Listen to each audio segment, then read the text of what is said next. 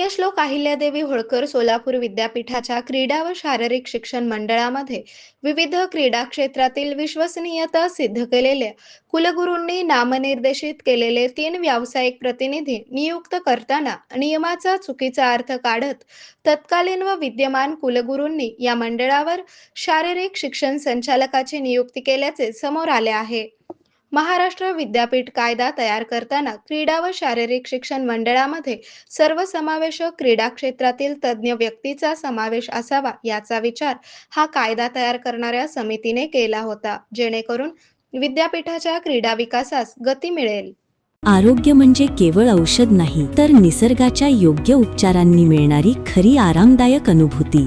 सोलापूरमध्ये निसर्गोपचाराचं विश्वासाचं नाव लिमये निसर्गोपचार केंद्र. इथे उपलब्ध आहेत विना औषध उपचार पद्धती, ॲक्युप्रेशर, ॲक्युपंक्चर, कपिंग आणि मसाज थेरपी.